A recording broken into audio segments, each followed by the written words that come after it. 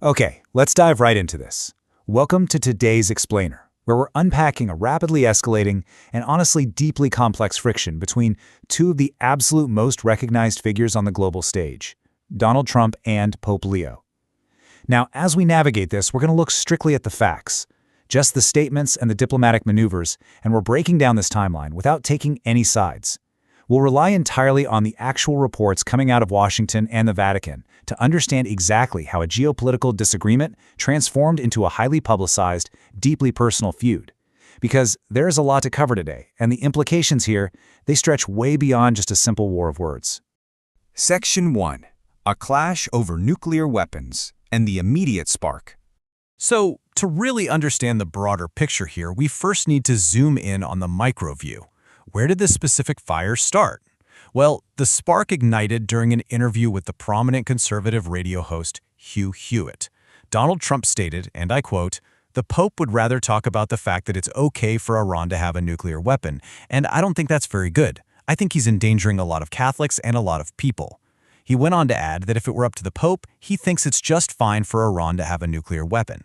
Now, let's pause for a second, because that is a massive accusation. Accusing the pontiff of directly endangering the lives of Catholics worldwide due to his stance on the Iran war, that represents a severe escalation in political rhetoric. Now, you might be wondering, how did the Vatican respond to that? Well, Pope Leo actually broke his scheduled silence to address this tirade specifically. Speaking to journalists on a Tuesday night after leaving his papal retreat in Castel Gandolfo, he delivered a really pointed response. He said, "If anyone wants to criticize me for proclaiming the gospel, let them do so with the truth. The Church has spoken out against all nuclear weapons for years. There is no doubt about that." He emphasized that the mission of the Church is to preach peace, and he made this direct plea for honesty in political debate.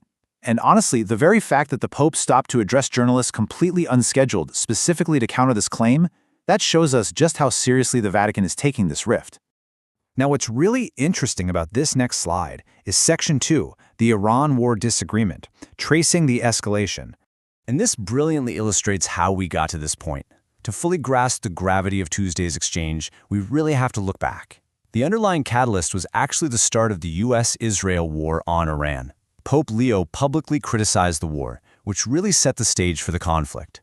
The tension became super visible in April when Trump lashed out in response to the Pope's criticisms. Trump called Pope Leo weak on crime and terrible on foreign policy. He even went as far as claiming that Leo had only been elected pontiff because Trump himself was in the White House at the time. And then, adding a pretty surreal visual element to the whole feud, Trump shared and subsequently deleted an AI-generated image of himself depicted as a Christ-like figure. So you can see how this quickly evolved from a standard geopolitical disagreement into something, well, highly unconventional. Moving on to Section 3, Echoes of the Middle Ages, a personal escalation.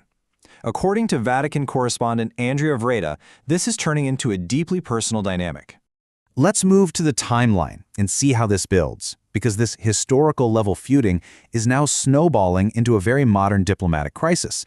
Looking at the chronological flow here, back in May of last year, the diplomatic relationship actually seemed pretty functional. We saw U.S. Vice President J.D. Vance meeting Pope Leo the literal day after his papal inauguration mass. But then, as we just saw, April brought the insults and that AI image.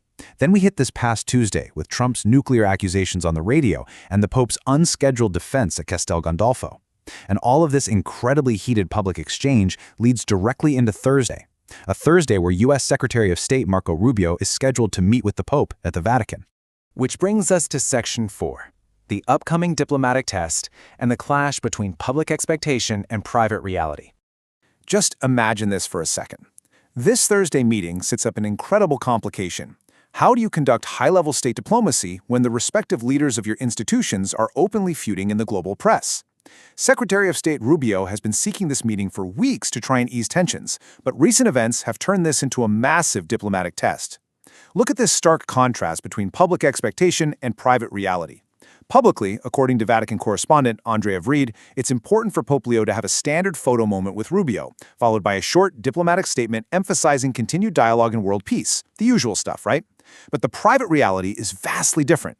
The U.S. ambassador to the Holy See, Brian Birch, explicitly expects a frank conversation. Even Secretary Rubio has had to try and play down the rift while still acknowledging it, stating that obviously we had some stuff that happened and admitting there is a lot to talk about with the Vatican. Privately, experts are noting there's just no way it can be a simple, nice talk given the context of the week.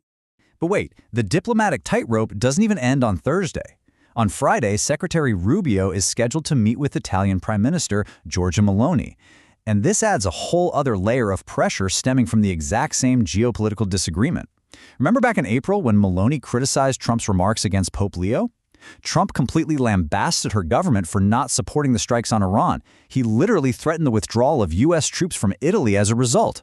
So Rubio has to navigate the fallout from the Iran war dispute with both the Vatican and the Italian government, back to back. Talk about a stressful itinerary. So, the crucial point is Section 5, the 2028 ulterior motive, the hidden political chess match. Why is all of this happening the way it is? Well, journalists and analysts observing the situation believe there is a hidden chess match going on that ties international diplomacy directly to internal U.S. political rivalries. Let's walk through this theory step by step, as outlined by Andrea Everyday.